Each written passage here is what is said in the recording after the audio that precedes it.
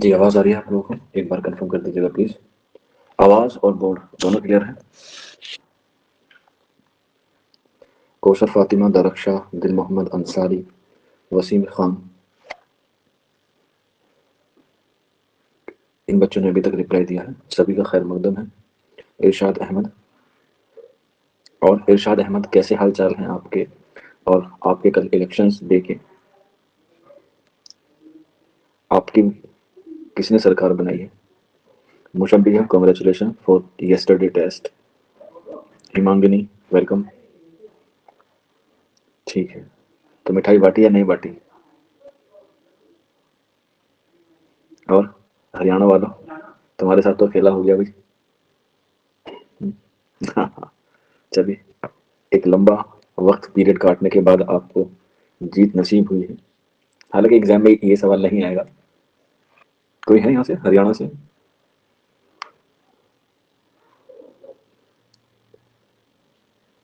ہریانہ سے، میوات سے، نوح سے، حصار سے، جھجھر سے، اوٹلی سے، کوٹلی سے، نویلا سے.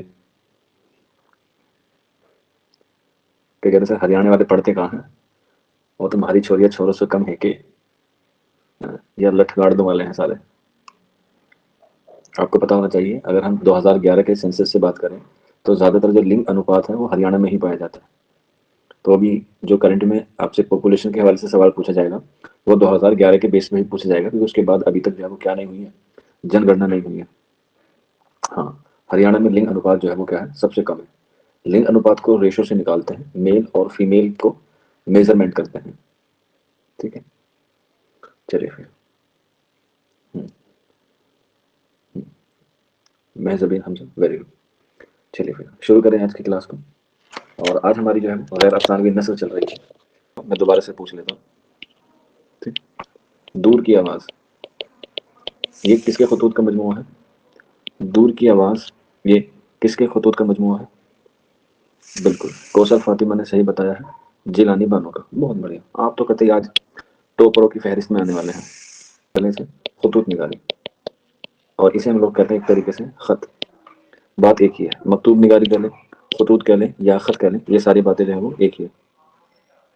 بہت بڑھیا بات کہی ہے سائمہ علی نے، دل جیت لیا آپ نے. اگر میرے پاس ہوتا تو میں آپ کو دے دیتا. بہت بڑھیا، سب کا سلیکشن ہوگا. ٹھیک ہے، خطوط نگاری. اور اس خطوط نگاری کی ابتدا ہوتی ہے 19ویں صدی کے درمیان میں. اور جب اس کی ابتدا ہوتی ہے 19ویں صدی کی ابتدا میں تو کون کرتا ہے؟ غالب کرتا ہے. یا غالب کو خطوط کا کیا مانا جاتا ہے؟ بانی مانا جاتا ہے. غالب کو خطوط کا بانی مانا جاتا ہے کیونکہ انہوں نے 19ویں صدی میں خطوط کی کیا کی؟ ابتدا کی. اور ابتدا میں کب سے شروع کی؟ تو یاد رکھ لیجیے گا 1850 میں، 1850 میں انہوں نے کیا لکھنا شروع کیا؟ خطوط میں. اور یہیں سے جو ہے وہ کیا شروع ہوتی ہے؟ اردو میں خطوط نگاری کی ابتدا ہوتی ہے. لیکن اس سے پہلے جو اس کے نمونے ہیں وہ ہمیں 1822 کے آس پاس جو ہے وہ دیکھنے کو ملتے ہیں. اس کے نمونے اگر پوچھا جائے کہ نمونے کب ملے تو 1822 کے آس پاس ملے. لیکن باقاعدہ طور پہ اس کی ابتدا کب ہوئی؟ 1850 میں ہوئی. کس نے کی؟ اسد اللہ خان غالب نے. اور اسی لیے ان کا ایک قول ہے بڑا مشہور، اسٹار بنا کے لکھ لیجیے گا، اور وہ یہ ہے کہ میں نے مراسلے کو مکالمہ بنا دیا. میں نے مراسلے کو مکالمہ بنا دیا. مکالمہ کہتے ہیں بات چیت کو، یا ہم لوگ کہہ سکتے ہیں ایک طریقے سے ڈائلاگ کو. اور مراسلے کا مطلب ہوتا ہے کسی کا خط آمنے سامنے بیٹھنا، یا ہم لوگ کہہ سکتے ہیں فیس ٹو فیس. ٹھیک ہے، آپ کو میں نے ٹیچنگ ایپٹیٹیوڈ میں ایک بات بتائی تھی، شاید آپ لوگوں نے نوٹ کیا ہو یا نہ کیا ہو. Diagnostic method. ڈائگنوسٹک میتھڈ میں نے کتنی بار بتایا؟ تو جو ڈائگنوسٹک میتھڈ ہے وہ یہیں سے نکلتا ہے، ڈائلاگ سے. میں نے کئی بار اس کے بارے میں بات بھی کی ہے. ٹھیک ہے، بات بھی کیا. ڈائگنوسٹک کا مطلب یہ سینٹر بھی ہوتا ہے، بیماری سے سمبندھت ہوتا ہے، جو آپ کا ایکس رے کرتا ہے، بلڈ ٹیسٹ وغیرہ کرتا ہے. تو یعنی کہ یہ چیز کیا ہوتی ہے؟ یہ چیز آپ کو ڈیپینڈ کرتی ہے ترنت رزلٹ پہ. جیسے میں آپ سے کلاس میں بات کرتا ہوں، آپ سے سوال پوچھتا ہوں، یہی کیا ہے؟ ڈائگنوسٹک میتھڈ ہے. یعنی کہ بچے کا سوال اور ٹیچر کا جواب امیڈیٹلی مل جاتا ہے، ہینڈ ٹو ہینڈ مل جاتا ہے کلاس میں. تو باقی رپورٹس آپ کو 2 دن 3 دن لیتے ہیں، لیکن جو ڈائگنوسٹک سینٹر ہوتا ہے اس میں رپورٹ آپ کو 1 گھنٹے میں، 2 گھنٹے میں، یا 1 دن میں مل جاتی ہے. اور جو سب سے کارآمد ٹیچنگ میتھڈ ہے وہ ڈائگنوسٹک میتھڈ ہی ہے. 3 ہوتے ہیں، ڈائگنوسٹک میتھڈ اور سمیٹیو اور فارمیٹیو. یہ میں نے آپ کو پہلے بتا رکھا ہے. فارمیٹیو کب ہوتا ہے؟ فارمیٹیو ہوتا ہے آپ کا جب آپ کا کوئی چیپٹر پورا ہو جاتا ہے، اس کے بعد کلاس کے بعد، یا کہہ سکتے ہیں چیپٹر کے بعد، اس میں سوال جواب ہوتے ہیں، فل ان دا بلینکس ہوتے ہیں، ٹرو فالس ہوتے ہیں، وہ ہمارے فارمیٹیو میتھڈ میں ہوتے ہیں. اور جو سمیٹیو ہوتے ہیں وہ کب ہوتے ہیں؟ وہ اینول ایگزام ہوتے ہیں یا مڈ ٹرم ایگزام ہوتے ہیں، ٹھیک ہے، ان دا لاسٹ میں ہوتے ہیں سمیٹیو، ٹھیک، جیسے آپ کا 13 تاریخ کو ہے یہ سمیٹیو ہوگا، اور جو آپ کے دنگل ٹیسٹ سیریز چل رہی ہے وہ آپ کی فارمیٹیو ہے، اور جو میں آپ کو کلاس میں سوال پوچھ لیتا ہوں وہ ہمارا کیا ہے؟ ڈائگنوسٹک ہے، ٹھیک ہے، کیا ہے؟ ڈائگنوسٹک ہے۔ چلیے اس کے بعد یہاں پر انہوں نے کیا ہے؟ مراسلہ کو مکالمہ بنا دیا، اور یہ جو خط ہے یہ عربی زبان کا لفظ ہے، عربی زبان کا لفظ ہے جس کے معنی ہوتے ہیں، جس کے معنی ہوتے ہیں راستے کے، کس کے؟ جس کے معنی ہوتے ہیں راستے کے، کیونکہ پتہ ہے خط جو ہے وہ ایک راستہ بتاتا ہے، کوئی بات اس سے بھیجی جاتی ہے، حالانکہ خط لکھنے کا طریقہ بدل گیا لیکن آج بھی جو ہے وہ کیا ہوتا ہے؟ ان میں جو ہے وہ خط جو ہے وہ لکھا ہوا ہوتا ہے، اور اس میں جو سب سے ضروری بات ہے اور اس میں وہ ہے کہ اس میں جو سگیا ہوتا ہے وہ کیا ہوتا ہے؟ واحد متکلم ہوتا ہے، واحد متکلم ہوتا ہے سگیا، سگے سے مراد ہوتا ہے جو کوئی خط بھیجتا ہے تو وہ ایک ہی کے نام سے آتا ہے، واحد کا مطلب ہوتا ہے ایک، اور متکلم کا مطلب ہوتا ہے بات کرنے والا، بات کرنے والا، تو خط میں جو ہے وہ واحد متکلم جو ہے وہ ہوتا ہے، اور اسی کی بات کو ہم لوگ خط کے تعلق سے پڑھتے ہیں، اور جو خط کسی کو بھیجا جاتا ہے اسے ہم لوگ کہتے ہیں مکتوب الیہ، جسے خط بھیجا جاتا ہے اسے کہتے ہیں مکتوب الیہ، کوئی کسی کے لیے خط لکھتا ہے تو اس کو سامنے والے کو ہم لوگ مکتوب الیہ کہتے ہیں، جیسے نثر میں ہم لوگ اب تک کیا کہتے تھے؟ ہم لوگ کہتے تھے اسے انتصاب، کہ یہ ہم نے کہانی، یہ ہم نے افسانہ، یہ ناول، یہ داستان اس کو انتصاب کیا، لیکن جب ہم لوگ یہ بات خط میں پڑھتے ہیں تو خط میں ہم لوگ اسے کہتے ہیں مکتوب الیہ، بات سیم ہوتی ہے، ٹھیک ہے، یا ہم لوگ کہہ سکتے ہیں کمرشیل خط، اس کا ہی دوسرا نام ہوتا ہے سرکاری خط، ٹھیک ہے، عبدل کو سرکاری نوکری والی بیوی ملے گی، عمران کو بھی سرکاری نوکری والی بیوی ملے گی، ارچنا یادو کو بھی ایک سوئمور کرایا جائے گا گورنمنٹ ٹیچر دلی کا، تو تبھی آپ لوگ سے جو ہے وہ یہ خط ہوتے ہیں دفتری یا سرکاری، جسے ہم لوگ کہتے ہیں کمرشیل یا ہم لوگ کہتے ہیں اسے پروفیشنل، یہ دوسری اقسام ہوتی ہے۔ اس کے بعد تیسری آتی ہے، مان کے چلیے آپ نے کوئی چیز منگائی ہے کاروبار کے حوالے سے تو اسے ہم لوگ کہتے ہیں کاروباری خط، یا ہم لوگ اسے کہتے ہیں تجارتی خط، تجارتی خط، ٹھیک ہے۔ اس کے بعد کافی سارے بچوں کا نام غلط ہوتا ہے، کسی کی اسپیلنگ غلط ہوتی ہے، کسی کا اسپیس ہوتا ہے، خاص طور پہ مسلم بچوں کے ساتھ ہوتا ہے، اگر آپ کے بھی ڈاکومنٹس میں کوئی مسٹیک ہے، ٹھیک ہے نا، تو آپ لوگ اسے جو ہے وہ ٹھیک کرا سکتے ہیں، اس سے گھبرانے والی بات نہیں ہے، بس آپ کی جو پہلی پرائیورٹی ہے وہ آپ کی صرف اور صرف سلیکشن کی ہے، سلیکشن ہونا چاہیے، اس کے بعد آپ کے ڈاکومنٹس میں کمی ہے چاہے آپ میں کمی ہے وہ ساری دور ہو جائے گی، سلیکشن کوئی نہیں روک سکتا۔ دو طرح کی مسٹیک ہوتی ہیں، ایک ٹیکنیکل ہوتی ہے اور ایک ہوتی ہے کلیریکل، دونوں کا سمادھان ہے۔ ہاں پین کارڈ میں بھی ہے کوئی بات نہیں، پین کارڈ چھوڑو، آپ کے راشن کارڈ میں بھی، یا اگر آپ کی شادی ہو گئی یا شادی کے کارڈ میں بھی کوئی مسٹیک ہے تو وہ سب ایکسیپٹ ہوتی ہے، لیکن اس کا ایک طریقہ ہوتا ہے، ٹھیک ہے، اور وہ کیا طریقہ ہے وہ میں آپ کو بتا دوں گا، گھبرانے والی بات نہیں ہے، ابھی پورا فوکس جو ہے وہ آپ کو ایگزام پہ ہونا چاہیے۔ ہاں کوئی بات نہیں، سی ٹیٹ میں ہو، یو پی ٹیٹ میں ہو، 10ویں میں ہو، 12ویں میں ہو، گریجویشن میں ہو، بی ایڈ میں ہو، کسی میں بھی ہو، پاپا کا ہو، پتی کا ہو، بھائی کا ہو، بہن کا ہو، کسی کا بھی ہو، وہ کتنی بڑی مسٹیک نہیں ہے، وہ ہو جائے گی، پہلا مسئلہ ہے آپ کا سلیکشن ہونے کا، یہ سب چیزیں ثانوی ہوتی ہیں، کیونکہ بہت سارے بچے اسی لیے میں کیا ہو جاتے ہیں؟ ڈی موٹیویٹ ہو جاتے ہیں، اس لیے ڈی موٹیویٹ ہونے کی ضرورت نہیں ہے، دیکھو سمسیا ہے تو اس کا سمادھان ہے، بس آپ کو اسے ڈھونڈنا ہے، اور ایک اپلیکیشن دیتے ہیں کہ ہمارا جو ہے وہ یہ نام غلط ہے تو اسے ہم لوگ کہتے ہیں اخباری خط، کہ ہمارے ماں باپ کا، ہمارے باپا کا اس طریقے سے کیا ہے یہ خط ہے۔ اس کے بعد کچھ ہم لوگ تعریف کے لیے لکھتے ہیں یا کچھ بڑے بڑے لوگوں کے لیے لکھتے ہیں جسے ہم لوگ کہتے ہیں فیڈ بیک، جیسے آپ لوگ سلیکشن ہونے کے بعد مجھے فیڈ بیک دیں گے تو اسے ہم لوگ فیڈ بیک خط کہتے ہیں، جو کس کے لیے لکھا جاتا ہے؟ بڑوں کے لیے یعنی کہ ادیبوں کے لیے یا پھر مصنفوں کے لیے، ٹھیک ہے، یا پھر ہم دانشور بھی اس میں جو ہے وہ ایڈ کر سکتے ہیں، تو یہ کچھ خط کی اقسام ہے جو آپ کو کرنی ہے، پرسنل آپ کا لکھ سکتے ہیں، دفتری بھی آپ کو پتا ہے، کاروباری بھی، اخباری خط بھی اور فیڈ بیک بھی، تو یہ کیا ہے؟ یہ اس کی اقسام ہے خط کی۔ اب اقسام کے بعد لکھنے کا بھی طریقہ ہوتا ہے، اس کے اجزائے ترکیب بھی ہوتے ہیں، اجزائے ترکیبی کتنے ہیں؟ اس کے 11 ہیں، لیکن ایگزام میں نہیں پوچھے گئے ہیں ابھی تک، تو آپ کو نہیں بھی یاد کرنے، ٹھیک ہے، اس میں جو ہے وہ بس دو یاد رکھ لیجیے گا، ایک تو خط بھیجا جاتا ہے جو میں نے آپ کو بتا دیا واحد متکلم ہوتا ہے، اور ایک لاسٹ میں ہوتا ہے مکتوب الیہ، ٹھیک ہے۔ دیکھیں بچوں، وسیم خان، سائمہ اور ہمنگی، یہ سوال میں آپ سے بعد میں پوچھ لوں گا، ٹھیک ہے، کلاس کے بعد ختم ہونے سے مجھ سے پوچھ لیجیے گا، ابھی تھوڑا سا پڑھ لیتے ہیں، ٹھیک، تو یہ ہوئے اس کے اجزائے ترکیبی 11 ہوتے ہیں، یاد رکھنے اتنے ضروری نہیں ہے۔ اب ہم بات کرتے ہیں خط کے حوالے سے، خط جو ہے وہ پہلے ہم نے بتایا کس نے لکھا؟ غالب نے، تو غالب کے خطوط کے مجموعے کتنے ہیں؟ غالب کے خطوط کے مجموعے کتنے ہیں؟ دو، دو، ارے اتنا خراب تو نہیں پڑھا ہے میں نے آپ لوگوں کو، 4، 6، 24، بیٹا 24 مسند ہیں ان کے، عہد ہندی اور اردو معلّہ، او یعنی کہ آپ تو ابھی مینڈک کے کنویں ہی بنے پڑے ہیں۔ 900 خط مجموعے پوچھ رہا ہوں میں، خط نہیں پوچھ رہا ہوں۔ بالکل درخشاں نے صحیح بتایا ہے، 8 ہیں خطوط کے مجموعے، 8 ہیں غالب کے۔ کتنے؟ 8، جس میں سے 4 اردو میں ہیں اور باقی فارسی میں ہیں زیادہ تر۔ 8 خطوط کے مجموعے ہیں غالب کے، اس میں سے جو اہم ہے وہ 2 ہیں، وہ ہیں 2، جس میں سے پہلا آتا ہے عود ہندی جو کب لکھا گیا 1868 میں، اور دوسرا ہے اردو معلّہ جو کب لکھا گیا 1869 میں، اور یہ کب لکھا گیا تھا 19 دن بعد، ان کی وفات کے 19 دن کے بعد جو ہے وہ یہ شائع ہوا اردو معلّہ۔ اس کے بعد مکاتب غالب، مکاتب غالب، اس کے بعد نادرات غالب، نادرات غالب، اس کے بعد غالب کے خطوط، غالب کے خطوط۔ یہ کچھ اہم ہے جو آپ کو یاد رکھنے ہیں ایگزام کے حوالے سے۔ 8 کے 8 نہیں لکھوا رہا ہوں، جو اہم ہے وہی لکھوا رہا ہوں۔ تعداد پوچھے تو آپ بتا سکتے ہیں 8 ہے، ٹھیک ہے۔ اور یہاں پہ لکھ لیجیے گا اردو معلّہ اردو کا ہی نام ہے، اور کبھی کبھی اس کا مطلب پوچھ لیتا ہے اردو معلّہ کا نام کیا ہے، تو بتا سکتے ہیں آپ لوگ فوج کی زبان، فوج کی زبان کہہ سکتے ہیں، یا کہہ سکتے ہیں شاہی دربار کی زبان۔ اور اردو کو اردو معلّہ کس کے دور میں کہا گیا ہے، تو یاد رکھ لیجیے گا شاہ جہاں کے دور میں کہا گیا ہے، شاہ جہاں کے دور میں کہا گیا ہے۔ اسی لیے میر امن نے کہا ہے کہ اردو اکبر کے عہد میں پیدا ہوئی اور شاہ جہاں کے دور میں اسے فروغ ملا۔ اگر ایگزام میں پوچھ لیا جائے کہ میر اور اردو کی ابتدا کے تعلق سے سب سے پہلے کس نے قلم اٹھایا، تو آنسر ہو جائے گا میر امن۔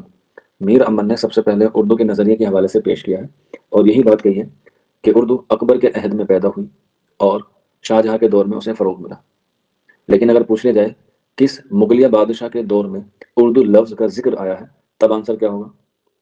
اگر کوشچن یہ پوچھ لیا جائے، جی ایس میں بھی پوچھا جا سکتا ہے کہ اردو لفظ کس مغل کال میں یا کس مغل بادشاہ کے دور میں آیا ہے، بالکل تب آنسر ہو جائے گا بابر۔ اور پوچھا جائے بابر کی کس تصنیف میں، تو آپ لوگوں کو پتا ہوگا، کل ہی میں نے پڑھایا ہے شاید، تجوک بابری۔ ایکسیلنٹ۔ اور تجوک بابری کیا ہے، میں نے بتایا تھا خود نوشت ہے، مغلیہ بادشاہ نے 2 لوگوں نے خود نوشت لکھی ہے، جس میں بابر کا نام آتا ہے اور جہانگیر کا نام آتا ہے۔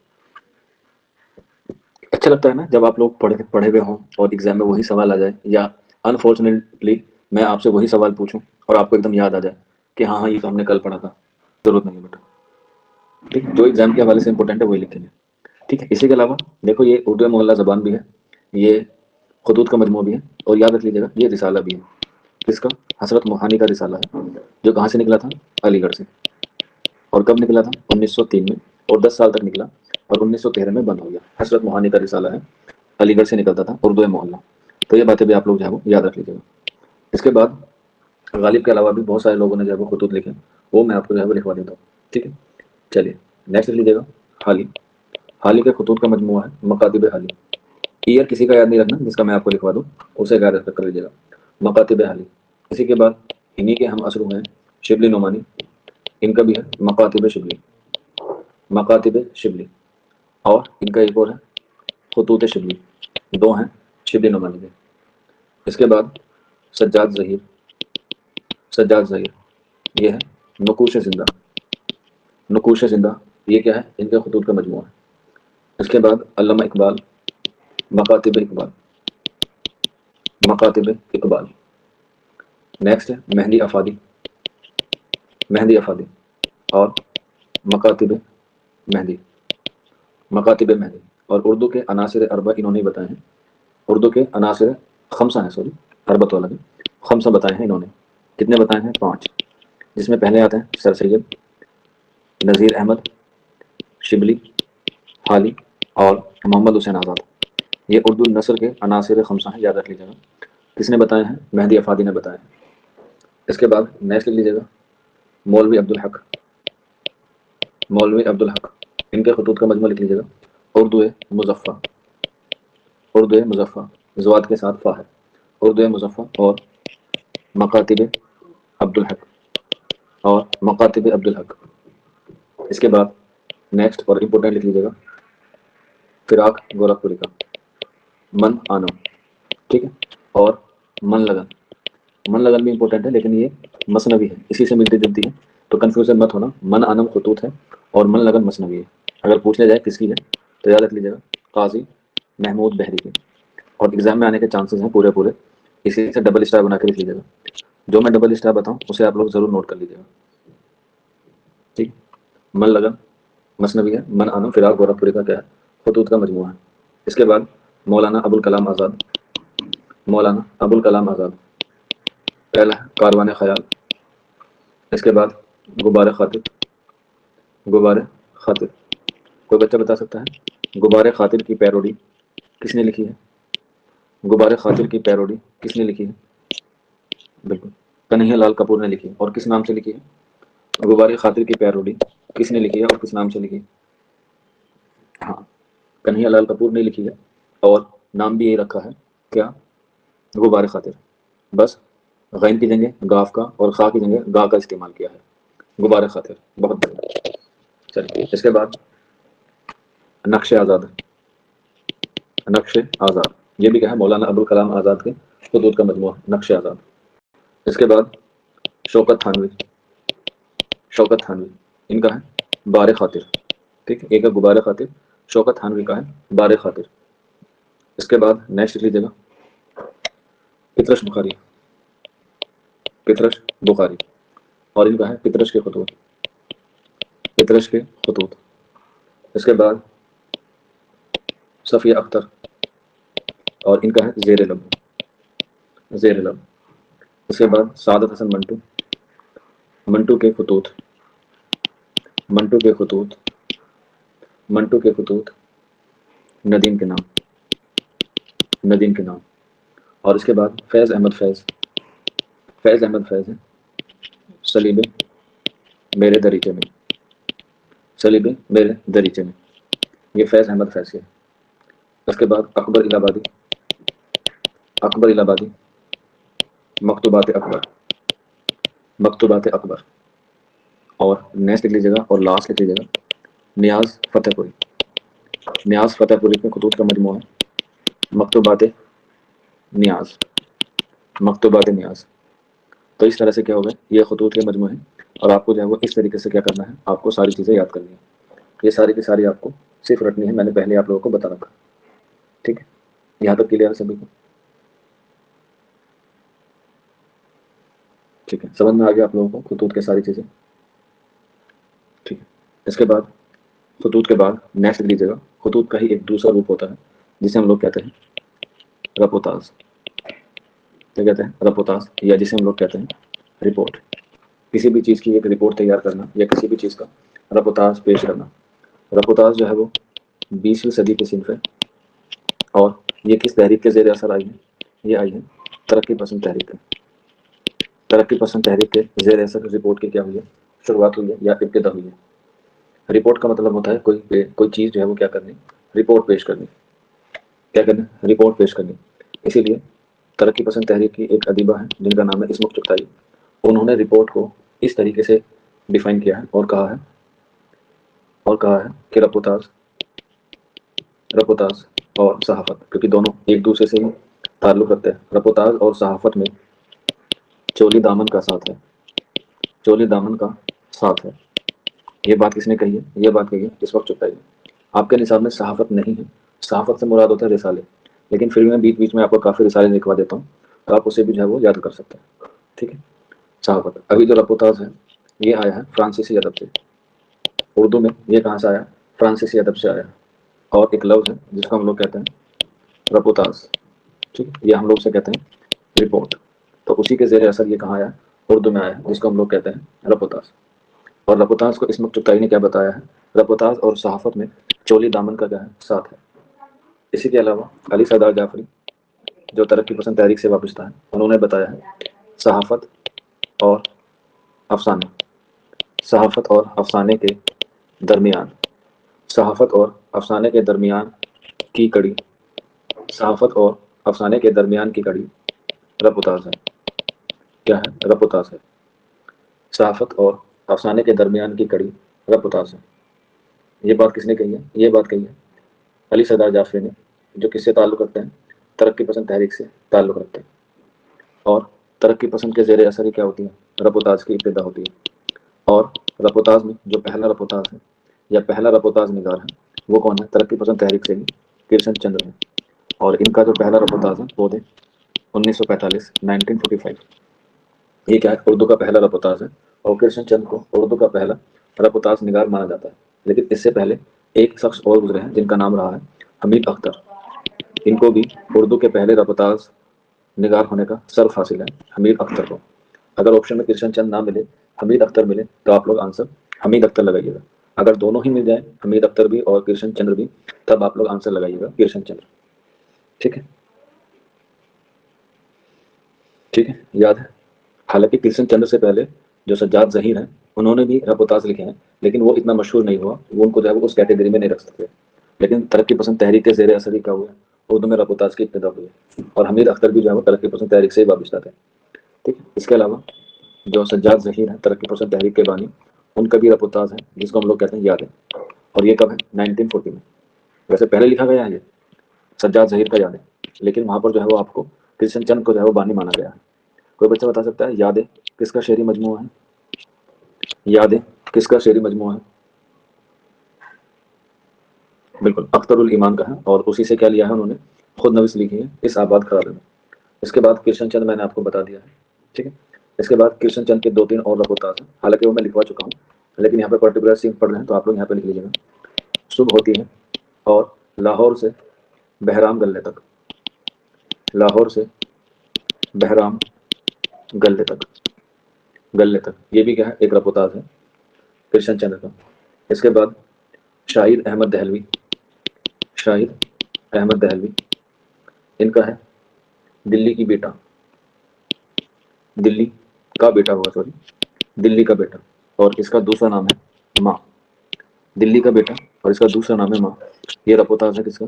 شاہد احمد دہلوی کا. رپورتاج شاہد احمد دہلوی کا. اس کے بعد قرۃ العین حیدر. قرۃ العین حیدر انہوں نے بھی کافی سارے رپورتاج لکھے ہیں حالانکہ میں لکھوا چکا ہوں لیکن پھر بھی آپ لوگ لکھ سکتے ہیں. ٹھیک. جیسے ستمبر کا چاند یہ امپورٹنٹ ہے ان کا. ستمبر کا چاند ہے. اس کے بعد لندن لیٹر. لندن لیٹر اور گلگست اور گلگست یہ کیا ہے قرۃ العین حیدر کے کیا ہے رپورتاج ہیں یا رپورٹ ہے. یہیں پر ایک بات اور لکھ لیجیے گا ممتاز مفتی کی. انہوں نے رپورتاج کے حوالے سے بات کی. رپورتاج کو بتایا کہ رپورتاج ہنگاموں کی رپورتاج ہنگاموں کی پیداوار ہے. یہ کال کس نے کہا ہے رپورٹ کے حوالے سے؟ ممتاز مفتی نے کہا ہے رپورتاج ہنگاموں کی پیداوار ہے. اور اس وقت چکتا ہے کہ آپ لوگ لکھ لیجیے گا وہ ہے بمبئی سے بھوپال تک. بمبئی سے بھوپال تک یہ بھی کیا ہے ان کا رپورتاج ہے. اس کے بعد موسٹ امپورٹنٹ ہے یاد رکھ لیجیے گا یہ والا آنے کے چانسز ہیں فکر توسیع کے. اور ان کا ہے چھٹا دریا. چھٹا دریا یہ رپورتاج ہے ان کا. چھٹا دریا امپورٹنٹ ہے. ٹھیک. اس کے بعد نیکسٹ لیجیے گا ابراہیم جلیس. ابراہیم جلیس جیسے آپ کو پتا ہے کہ قصیدے میں کس کو مہارت حاصل ہے؟ قصیدے میں کس کو مہارت حاصل ہے؟ آپ کہتے ہیں سودا کو. ٹھیک ہے سودا کو. اور مرثیے میں کس کو ہے؟ انیس کو ہے. تو ٹھیک اسی طرح سے رپورتاج میں کس کو ہے؟ رپورتاج میں ہے ابراہیم جلیس کو. ٹھیک. ایک شاید میں نے غلط لکھوا دیا بچہ کریکشن کر رہا ہے وہ دلی کا بیٹا نہیں ہے. ٹھیک ہے کریکشن کر لیجیے گا وہ دلی کی بپتا ہے. بپتا. ٹھیک ہے اسے کریکشن کر لیجیے گا دلی کا بیٹا نہیں ہے دلی کی بپتا ہے. ٹھیک جس کا دوسرا نام ہے ماں بپتا. کریکشن کر لیجیے گا بیٹا. چلیے واپس آ جاتے ہیں. تو ابراہیم جلیس کو رپورتاج میں وہی مرتبہ حاصل ہے کیونکہ انہوں نے بہت سارے اور بہت مشہور رپورتاج لکھے جس میں سے کچھ میں آپ کو لکھوا رہا ہوں. ٹھیک ہے. جیل کے دن جیل کی راتیں. جیل کے دن جیل کی راتیں. جیل کے دن جیل کی راتیں. دو ملک ایک کہانی یہ بھی نہیں کہا. دو ملک ایک کہانی یہ بھی ابراہیم جلیس کا ہی کیا ہے رپورتاج ہے. اس کے بعد نیکسٹ لکھ لیجیے گا خواجہ احمد عباس. خواجہ احمد عباس. خواجہ احمد عباس اور زمین اور زمین اور 5 ستارے اور 5 ستارے. خواجہ احمد عباس اور زمین اور 5 ستارے. ہاں 2 ہی ہیں جلیس کے. ٹھیک ہے جو امپورٹنٹ ہے باقی تو بہت سارے ہیں یاد رکھنے والے دو ہی ہیں، خواجہ احمد عباس کا اور زمین اور 5 ستارے. اس کے بعد نیکسٹ لکھ لیجیے گا.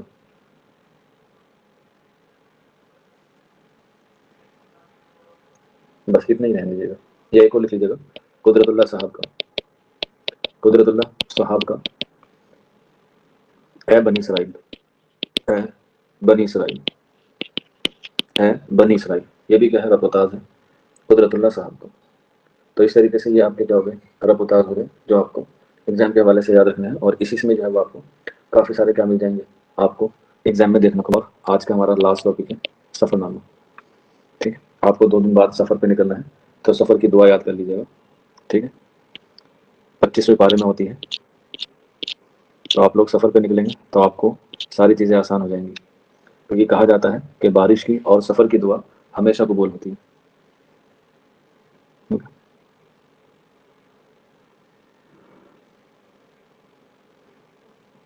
تو اسی سفر پہ جانے کے لیے آپ کو سفر جو ہے وہ پڑھنا ہے، اور سفر کے حوالے سے ساری چیزیں آپ کو کرنی ہے. ٹھیک ہے، چلیے. سفر جو ہے ایک طریقے کی نئی صنف ہے جو مسافران لندن ہے وہیں سے شروع ہوتی ہے. علی گڑھ کے زیر اثر ہی کیا ہوتی ہے؟ اس کی ابتدا ہوتی ہے. اور سفر جو ہے وہ ہمیشہ سے کیا مانا گیا ہے؟ کامیابی کی کنجی مانا گیا ہے، یعنی کہ کی آف سکسیس مانا گیا ہے. سفر نامہ کنجی کا مطلب ہوتا ہے کی، یعنی کہ چابی. تو کامیابی کی کنجی کیا ہے؟ سفر نامہ ہے. اور کامیاب ہونے کے لیے انسان کو باہر نکلنا پڑتا ہے. اسی لیے سفر نامے کو باہر کا ادب کہا گیا ہے، یا کھڑکی کے باہر کا ادب کہا گیا ہے، یا کھڑکی کے باہر کا ادب کہا گیا ہے. کس کو؟ سفر کو. کبھی کبھی کھڑکی کی جگہ دروازہ بھی آ جاتا ہے. ٹھیک ہے، دروازے کے باہر کا ادب کسے مانا گیا ہے؟ سفر نامے کو مانا گیا ہے. اور اسے کامیابی کی کنجی بھی مانا گیا ہے سفر نامے کو. سفر نامے کو ہم لوگ یاترا کے حوالے سے دیکھتے ہیں. ٹھیک، حالانکہ یہ ہمارے پراچین کال سے ہی ہے کہ لوگ یاترا کرتے ہیں ادھر سے ادھر. لیکن جب ہینگ شانگ آتا ہے تب جو ہے وہ اس کی پاپولیرٹی اور بڑھ جاتی ہے. ہینگ شانگ ہوا، فہیان ہوا، ابن بطوطہ ہوا، البرونی ہوئے، تو یہ کیا ہیں؟ سارے سفر نامے کے لوگ ہیں، یعنی کہ سفر لکھتے ہی لکھتے ہیں. اپنی یاترا کو ایک کتابی شکل میں جو ہے وہ پیش کر دیتے ہیں، اور اسی کو ہم لوگ کیا مان لیتے ہیں؟ سفر نامہ مان لیتے ہیں، جو اپنی سفر کی جرنی کو بتاتا ہے. اور اس میں جو ہے وہ انسان خود اپنا واحد ہوتا ہے، متکلم ہوتا ہے، یعنی کہ وہ خود سے باتیں کرتا ہوا ہی کیا لکھتا ہے؟ سفر کرتا ہے. جیسے آج کے زمانے میں ہم لوگ کیا کہتے ہیں؟ ولاگس کہتے ہیں. وہ بھی کیا ہے؟ سفر نامے کی ہی ایک شکل ہے ڈیجیٹلائزیشن میں. ٹھیک ہے نا؟ ہاں. تو ولاگ بھی جو ہے وہ اسی کو کہتے ہیں، سفر نامے کو.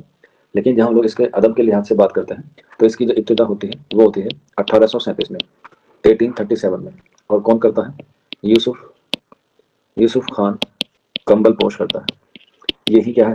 پہلا سفر نامہ نگار ہے، یا سفر نامہ کرنے والا انسان ہے یوسف خان کمبل پوش. کب کیا؟ 1837 میں. اور کہاں کا سفر کیا؟ انگلستان کا سفر کیا. انگلستان سے مراد ہے انگلینڈ کا سفر کیا 1837 میں. لیکن یہ جو اس کا سفر نامہ ہے جس نے کیا، اس کو ہم لوگ جانتے ہیں تاریخ یوسفی کے نام سے. تاریخی یوسفی کے نام سے ہم لوگ اسے جانتے ہیں. ٹھیک ہے، جس کا دوسرا نام ہے عجائبات فرہنگ. عجائبات فرہنگ جو ہے وہ اس کا کیا ہے؟ دوسرا نام ہے. اور جب یہ تاریخ یوسفی، یہ عجائبات فرہنگ کتابی شکل میں آیا تو یہ 10 سال بعد آیا، یعنی کہ 1847 میں. سفر کیا ہے 1837 میں، لیکن یہ کتابی شکل میں آیا 1847 میں. اور اس کا نام پڑا تاریخ یوسفی یا عجائبات فرہنگ. یہ کیا ہے؟ اردو کا پہلا سفر نامہ ہے. ٹھیک ہے، لیکن جو مشہور ہوا وہ ہوا مسافران لندن. مسافران لندن جو کس کا ہے؟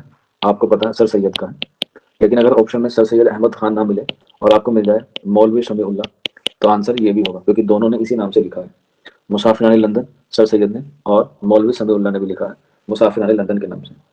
اس کے بعد نیکسٹ لکھ لیجیے گا سفر نامہ روم و مصر و شام. روم و مصر و شام یہ کس کا ہے؟ شبلی نعمانی کا ہے. شبلی نعمانی کا ہے. اس کا ایئر یاد رکھ لیجیے گا سیکوینس میں. 1892 میں کیا، 1893 میں لکھنا شروع کیا، اور 1894 میں شائع ہوا روم و مصر و شام. اگر میں آپ سے پوچھوں روم و مصر و شام میں کون سی صنعت ہے؟ روم و مصر و شام میں کون سی صنعت ہے؟ صرف اسی لائن میں روم و مصر و شام میں کون سی صنعت ہے؟ تب آنسر کیا ہوگا؟ تجنیس نہیں، بالکل ثنا آفرین نے صحیح جواب دیا ہے، لف و نثر ہوگا. لف و نثر کی پہچان ہی کیا ہے؟ کہ بیچ میں بہت سارے واو آپ کو ملیں گے. لف کا مطلب ہوتا ہے لپیٹنا، اور نثر کا مطلب ہوتا ہے پھیلانا. پہلے لپیٹا جاتا ہے پھر اس کو پھیلایا جاتا ہے. جیسے مصر روم و شام، یہ میں نے صرف کم لفظوں میں آپ کو بتا دیا، لیکن جب ہم لوگ اس کا ایکسپلینیشن کرتے ہیں یا جب ہم لوگ اس کی تعریف کرتے ہیں تو بتا کے کرتے ہیں. فار ایگزامپل جیسے کسی شادی میں جاتے ہیں تو شادی میں کیا ہے بھائی بہت سارا کھانا ہے، تو یہ کیا ہوئی، یہ بات ہوئی لف کی، ہم نے لپیٹ دیا ساری چیزوں کو کھانے میں. لیکن جب ہم لوگ اسے نثر میں کرتے ہیں تو پھر اسے بتاتے ہیں کہ نان ویج ادھر ہے، ویج ادھر ہے، مٹر پنیر شاہی پنیر ادھر ہے، ٹنگڑی کباب، اسٹو بریانی وہ سب اس طرف ہے.